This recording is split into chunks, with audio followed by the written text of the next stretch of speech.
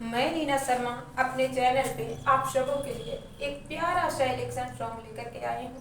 अगर मेरा सॉन्ग आप सबों को पसंद आए तो प्लीज़ मेरे चैनल को फॉलो करें, लाइक करें, सब्सक्राइब करें और शेयर करें और कमेंट करके बताएं कि मेरा सॉन्ग कैसा था। तो सुने।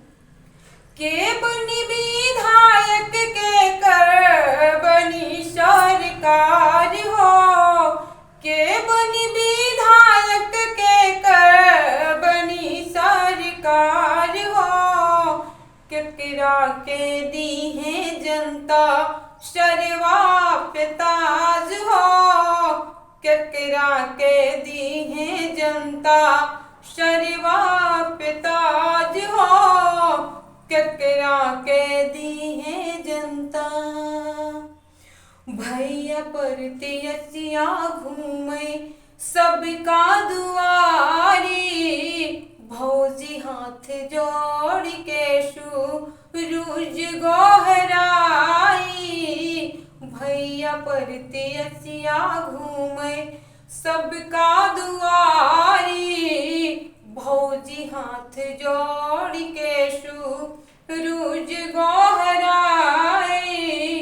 कोहली जिता दी सैया रखी देवलाज हो, कोहली जिता दी सैया रखी देवलाज हो, केकरा के दी है माई चाची आशीर्वाद हो, केकरा के दी है माई चाची आशीर्वाद हो।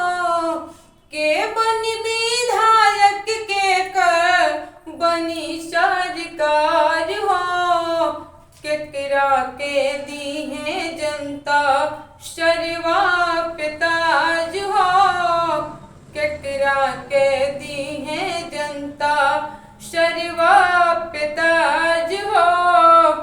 नेता मंत्री आवई रे भाषण सुनावई, बड़े बड़े भाषणमा से मन भर मावई। नेता मंत्री आवई रे भाषण सुनावई, बड़े बड़े भाषणमा से मन भर मावई। कहे हम तोरे क्षेत्रवा करबो विकास हो, कहे हम ही तोर क्षेत्रवा करबो विकास हो, केकरा के मिली भैया दीदिया के प्यार हो, केकरा के मिली भैया दीदिया के प्यार हो।